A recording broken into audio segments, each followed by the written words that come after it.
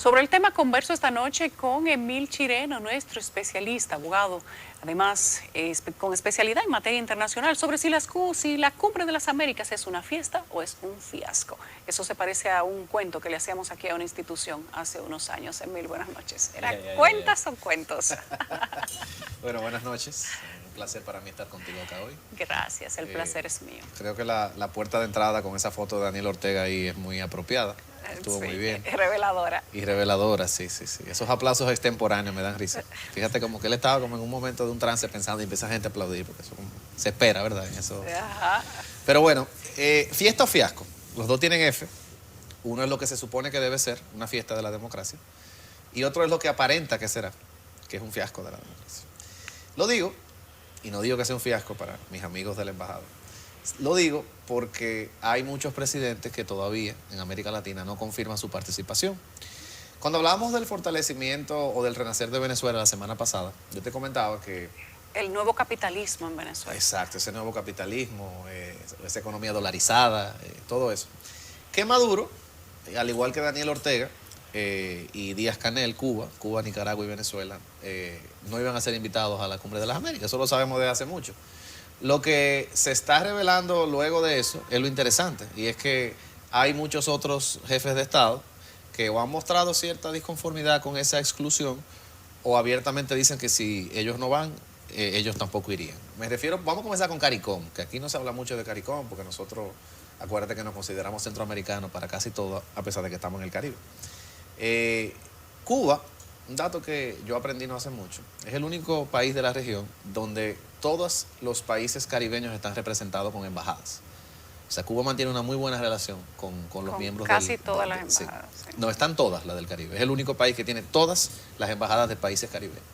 Se mantiene una buena relación y aparentemente esos lazos son tan sólidos que el mismo CARICOM, en su reunión de ministros de Relaciones Exteriores la semana pasada, se pronunció negativamente respecto de la exclusión de Cuba y de Venezuela y Nicaragua, y dijo que ellos están evaluando la posibilidad de participar o no. Aparentemente habrá una ausencia masiva de jefes de Estado del Caribe, que tú dirás, bueno, el Caribe quizá no tan relevante, pero Andrés Manuel López Obrador hizo que Biden lo llamara, que le mandara misiones de la Casa Blanca, y se está dando el lujo de decir que él va a pensarlo y que él va a dar una respuesta la semana que viene. Oigan si eso, va señor. o no va. Si va o no va, oigan eso.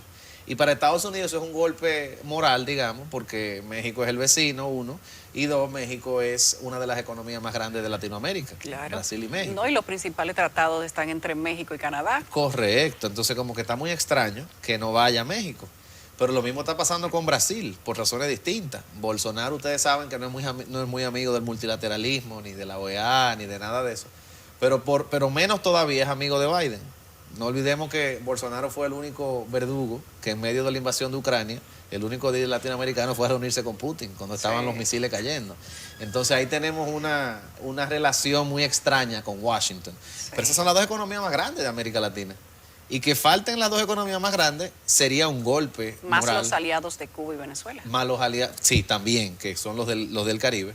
También el presidente de Bolivia, Arce, ha dicho que quizá no participe por la exclusión de Venezuela, pero también lo dijo Alberto Fernández, el de Argentina, que está reconsiderando su participación. ¿Con quién se haría la Cumbre de las Américas entonces? Esa es una muy buena pregunta. Sería un certamen bastante pobre. Y hay algo que está pasando, porque estamos en un cambio de ciclo nosotros en América Latina. Cuando la cumbre nace, que fue en el 94, Bill Clinton es el primer presidente americano que la impulsa. Fukuyama hacía 4 años había publicado El fin de la historia. O sea, la democracia liberal se veía como el paso obligado de todo el mundo. Latinoamérica tenía una ola de democratización fuertísima. Se estaban democratizando las otrora repúblicas soviéticas. El mundo vivía como un momentum a favor de la democracia muy fuerte. Pero no estamos en esa época en América Latina. Los liderazgos populistas y autoritarios están de moda. Mire el caso del primer dictador millennial que le dio mi generación a América Latina, Bukele. Mire el caso, bueno, no quiero decirlo así de López Obrador, pero sabemos que es un poco autoritario. Bueno, su origen además lo dice. Correcto. Bolsonaro también, enemigo de la institución. Latinoamérica como que está en un momento donde decir esta es una cumbre solamente para las democracias es algo que no cae bien, porque la democracia no es simplemente tan popular como lo era antes. De hecho, a mí me sorprendió mucho el informe de Latino Barómetro de este año, esa ONG chilena que hace unas encuestas de opinión sobre la democracia en América Latina. Señores, en América Latina, más de la mitad, un 51, pero es más de la mitad de los encuestados, dice que no está satisfecho con la democracia como régimen de gobierno. Es una región que se está girando, si se quiere, hacia gobiernos autoritarios. Sí. Entonces, bueno, la misma República Dominicana. Sí. La última encuesta que se hizo en República Dominicana, más del 70% de la gente estaría de acuerdo en disminuir el sistema democrático para tener un gobierno fuerte. Sí, eso le garantiza menos robo, menos corrupción y más seguridad en las calles. Eso es, efectividad. La gente quiere un gobierno efectivo, no le importa el régimen, y eso es peligrosísimo. Muy peligroso. Porque por ahí es que vienen los autoritarismos. Entonces, claro, Latinoamérica está viviendo un momento diferente, y yo creo que por eso es que estamos viendo lo que está pasando en la Cumbre de las Américas, que no todo el mundo está confirmando, y eso era raro, porque Estados Unidos cuando hace una cumbre para América Latina, oye, es América Latina, se llena, va todo el mundo. Pero no, ahora es el mejor anfitrión por excelencia. Es el mejor anfitrión. Hay otro tema también que yo creo que influye mucho en este asunto, y es que no podemos olvidar que aparte del tema del auge de los autoritarismos, hay una crisis de credibilidad muy grande que tiene la OEA frente a los ojos de grandes sectores de Latinoamérica. Y esa cumbre, aunque no nació con la OEA, ya es administrada por la OEA. O sea, que lo ven como la reunión de la OEA, aunque no sea así originalmente. Entonces, la OEA con Almagro sabemos que se ha disminuido mucho por muchas malas actuaciones que ha tenido Almagro, porque hay que decirlo, es una persona vituperante, impulsiva, que le dio un apoyo a Trump enorme en muchas cosas que le hacían daño incluso a la propia organización. O sea, es alguien que, ¿qué te digo? No va bien la OEA. Entonces, es una pena para la integración latinoamericana, en mi opinión, que esté pasando eso, porque uno obviamente que quiere espacio donde participe la mayor cantidad de personas posible. Pero también hay un último punto, que para mí es el más importante, y yo creo que es la razón conceptual por la que Biden tomó esa decisión tan errada. Si uno lee hay un documento que se llama la Directiva de Seguridad Nacional, que publican todas las administraciones norteamericanas. Y en esa directiva lo que se dice es cuáles son los objetivos que tiene la política exterior de los Estados Unidos en los próximos 4 años. Cuando uno se lee el de Biden, el de este gobierno, un tema que se repite constantemente es promoción de la democracia, alianzas de la democracia, fortalecimiento de la democracia, democracia, democracia, democracia. Estados Unidos está pintando su rol en el mundo ahora mismo, y Ucrania y Rusia han servido mucho para eso, como el bastión que lidera las democracias versus los autoritarismos. Y vamos a decir que los autoritarismos son malos y nosotros somos los buenos de la historia. La misma idea de la libertad de Reagan, como que la están rediseñando ahora. Lo que pasa con esa estrategia es que en esta época ya, la gente uno no es tan fácil marear. La gente dice, pero si ustedes, si aquí la esencia es hagamos negocio y hagamos alianza con los demócratas, ¿por qué tú mandas gente a reunirse con Maduro? ¿Por qué tú estás loco por reunirte con el de Arabia Saudita? No, ¿y por qué estás tratando de flexibilizar las relaciones con Cuba también? ¿Entiendes? Hay un mensaje ahí incoherente, porque no es verdad que los problemas del mundo se resuelven si las democracias fueran mayoría y los autoritarismos fueran minoría, porque al final la forma de gobierno que tenga un país es una decisión de sus ciudadanos. Eso es un tema que hay que aceptar. ¿Me explico? Ya hay que sacarse de la cabeza la idea de que usted tiene que convertir al otro en lo que usted es. Y a mí me parece que Estados Unidos ha tenido tiempo suficiente para entender que tú simple y sencillamente no cambias una nación con pólvora, con misiles, con amenazas, ya no depende de un país mayoritario, el sistema político de los demás países como antes. Como antes. Ya tú no puedes ir a invadir simplemente a tus vecinos más que todo, simplemente porque a ti no te parece el sistema político que sus ciudadanos eligieron. Eso es así. Claro, cuando nace la Cumbre de las Américas en el 94, estamos en la plenitud de la hegemonía americana, en la plenitud de la unipolaridad. ¿No? Y todo apuntaba hacia el cambio de sistema político en el mundo, que era hacia las democracias. Eso creíamos todos, Fukuyama me convenció, pero no. La realidad es que no todas las sociedades están listas para eso. No todas las sociedades están listas para ser democráticas. Eso es así.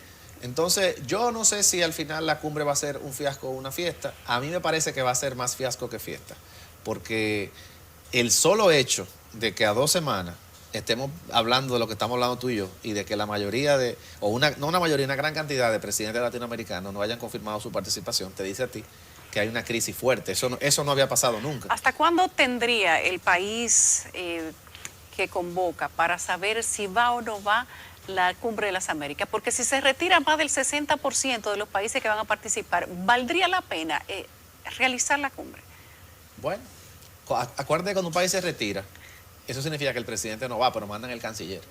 O sea, no es que el país no participa, es que el jefe no va. O sea, que al jefe no le importa mucho esto. Y eso es lo que aparentemente va a ocurrir con una gran cantidad de países. Significaría entonces que en la mayoría de los países participantes no irían las figuras principales, que son los presidentes. Entonces, igual, ¿qué haría el país que convoca? Nada, dejar que vayan los ministros y que eso se resuelva a un segundo nivel. Es que eso es un tema de soberanía, Yulisa. No pueden obligar a los presidentes que vayan. Y te lo voy a decir mejor. En diplomacia, el presidente confirma cuando le da la gana. Yo conozco casos de gente que me confirmaron 12 horas antes para un evento. Conozco. Entonces, la realidad es que no sabemos qué va a pasar hasta que estemos ahí sentados ese día. República Dominicana va a participar. Obviamente nosotros tenemos una muy buena relación con los Estados Unidos y con la misma organización. Pero es penoso que caiga en ese nivel, en mi opinión. Pero podría ser entonces una cumbre de 2 o 3 presidentes y muchos cancilleres, si continúa como va. Eso es lo que aparentemente va a ser. Además hay otra cosa. O sea, ¿cómo es posible? Y yo me estoy convirtiendo cada vez más crítico de la política exterior norteamericana, y tú sabes mis afinidades intelectuales con ese país, pero ¿cómo es posible que Estados Unidos todavía reconozca a Guaidó? A Guaidó. Pero entonces, ¿qué mensaje tú le das a tu vecino cuando tú le dices que él debe reconocer a Guaidó, pero tú mandas un avión a Caracas a hablar con Maduro? O sea, la gente está viéndole el juego y las cartas a Washington desde lejito. Entonces, así no es. El liderazgo se erosiona regionalmente porque te están leyendo el juego. Yo no sé si es porque hay una concentración muy grande con Ucrania, yo no sé si es porque el Departamento de Estado está en otra cosa con China, o sea, yo no sé lo que está pasando, pero los desaciertos es como que muy constante uno tras de otro. Entonces, nada, yo lo digo como observador de estos temas y persona interesada. No sé qué tanta trascendencia tenga, porque mi país, repito, tiene una muy buena relación con Estados Unidos, pero uno como analista y como pensador dice, pero ¿hacia dónde se dirige el mundo? O sea, yo creo que hay muchas preguntas en cuanto a la política internacional de Estados Unidos. Sí. Muchas. Bueno, antes de anoche dijo Biden, le hicieron una pregunta, él estaba en un evento y le hicieron una pregunta, una periodista le pregunta qué pasaría en una eventual intervención de China a Taiwán. ¿Estados Unidos atacaría? Y él dijo sí, pero fue un sí automático, definitivamente dijo. Bueno, no sé, porque Biden también dijo que Putin era un genocida, que se estaba cometiendo un genocidio en Ucrania, y después la vocera de la Casa Blanca dijo que realmente... No fue eso lo que se quiso decir. Entonces, yo ni sé qué pensar. Pero lo de Taiwán, si tú supieras que al que le gusta esto, ese es el próximo punto. Ajá. Tú diste en el clavo ahí. Sí, ese es el próximo punto. Así es. Vamos a ver, se va a hablar con numeritos ahí. Se va a hablar con numeritos. Ahí sí se va a hablar con numeritos. Ajá. De lo bueno. Sí. Así que nada, ya veremos qué va a pasar. Gracias, Emil. Siempre es un placer.